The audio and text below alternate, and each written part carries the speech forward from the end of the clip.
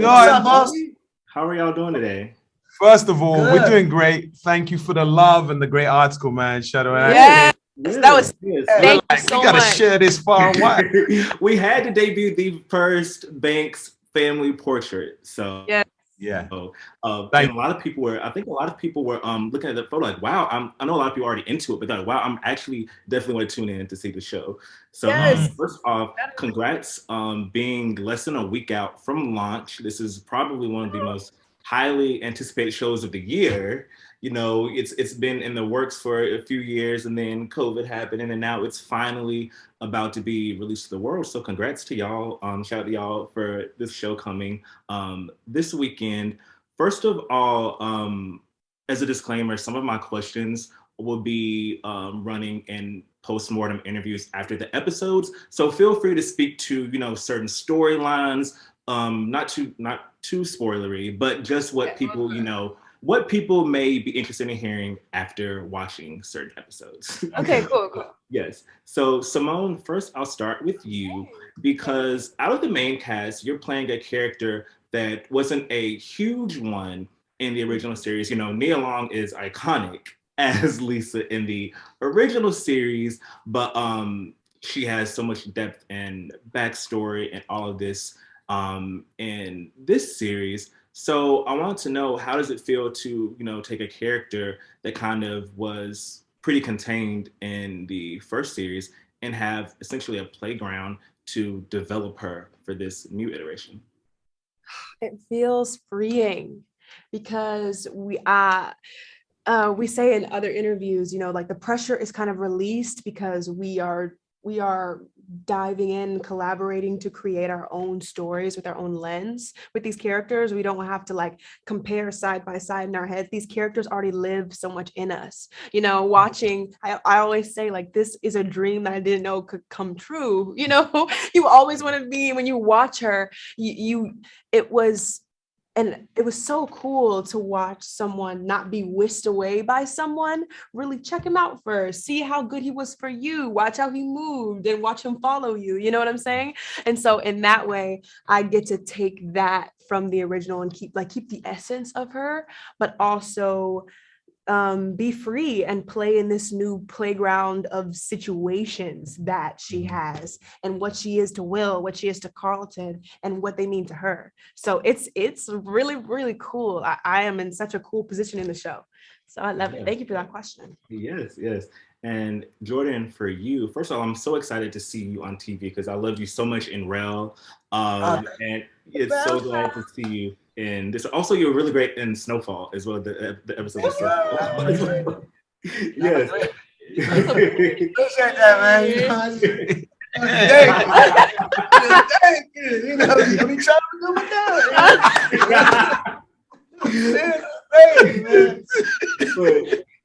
But I feel like it takes an animated actor like you to portray this animated character that was in the original series. But I wanted to ask you, what can you tease about the dynamic that Will and Jazz share? You know, in the first few episodes, we kind of see him prove to be his, I guess, escape kind of in BEL-AIR, like kind of like the closest thing he can get to Philly is kind of like his relationship with Jazz. So what can you tease about their relationship and kind of like, Jazz's role in this series as it kind of moves past the initial episodes? Well, first of all, thank you. Great compliments. Anyway, I would say that, the difference is that, yes, I'm really good at comedy and like comedic timing and all of that, but at the same time, this show is a drama. So not that it was like a challenge for me, but I was very thankful to Morgan, especially with this script and especially with him like, hey, you can take full reign over this character. And instead of me always being like quirky and like, physically comedic, of course, I've got some like funny lines and improv in certain situations, but in serious situations, instead of being like slapstick or physical comedy. And to your point, yes, I would say that Jazz, instead of this one, in comparison to the first one, he is more like a confidant. And just like, honestly, just like you said, just a piece of home that he can't really get to when he first arrives in BEL-AIR and goes to the Banks family, and this whole entire dynamic of family is just completely different to him. Everyone's just rich and wealthy, and as you can see from the first episode, you know, we got Black people letting white people say the N-word, and he's like, "Hey man, I don't know what's going on here." But I'm that piece of, like, you know, you can get advice from older people, Uncle Phil, Jeffrey, all of that. I'm that little piece of home because I'm from Compton. He's from West Philly, inner city kids. I first picked him up and I see myself in him. So, you know, if you see the first and second episode, you can see I'm really dropping gems on how to just stay true to yourself, because I've seen bad things happen to people who don't stay true to themselves. So I like the fact that in this one, I have more of a, you know, I'm still comedic. I'm kind of well-rounded in this one where, you know, it's funny parts, but there's also some real deep conversation that me and Will have. So I can't wait for y'all to see that. Yeah, for sure. And Jimmy, for you, if I had to pick one character, I think that seemed, at least from the first 3 episodes, that seems to be a little bit, you know, different from their original character, is Jeffrey. You know, like when even in the first scene, I'm like, wow, that's Jeffrey. Like he's not the Jeffrey that we saw. Like he's like, you know, he's not a butler. I don't know what he's like the manager of everything, literally everything there. So how does it feel to, you know, have a kind of a different take on the character, a little bit different than everyone else did? And we kind of see, you know, kind of the aspects that he has, so, you know, being a confidant to Uncle Phil and things like that. What can you tease about him in the season to come too? Well, first of all, thank you so much just for responding like that, because me and Morgan talked about that first iconic moment when he meets Jeffrey and Will meet, you know what I mean? And how that looked visually, but also just, we talked about like the swagger we wanted to give Jeffrey in terms of what does this Jeffrey look like now in 2022, you know, in terms of authentic representation of the Black British voice. And, you know, I'm from East London and Morgan wanted him to be from East London, you know? And so I was just like, that's so exciting and also so important in terms of storytelling and showing different versions of ourselves on TV, especially when it comes to the British characters that happen to be Black. And so we felt like there's nothing like that really on TV in the UK. Of course, we've got our sort of shows here and there, but in terms of American TV, nothing like that. So we also talked about the importance of them being equals.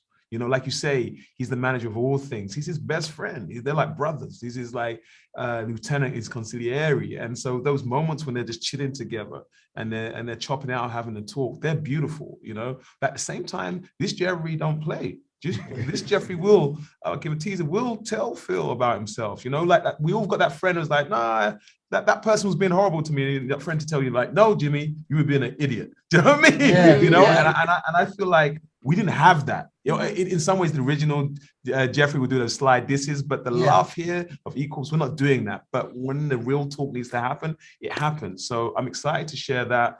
And also the mystery of Jeffrey. We're going to keep that going through this series, but also we're taking our time to reveal this beautiful backstory that we've got for Jeffrey, that actually, if you check the way he moves and the fact that he's got streetwise knowledge, but he's very comfortable in the mansion and in corporate rooms, tells you a lot about his background. You know what I mean? For me, if the original Jeffrey was the Roger Moore James Bond, then this Jeffrey would be like as if Idris Elba got cast in it, you know? And I think that makes him and Will Smith's character more closer on a spiritual, cultural level, you know? And so he knows who AI is. He knows, you know what I mean? He's not gonna start talking about Jordan, like they're closer, do you know what I mean, in understanding. And so it's just a joy to bring some swagadocious vibe to him and actually a bit of edge, you know, because it's a drama and hopefully some things will be going down.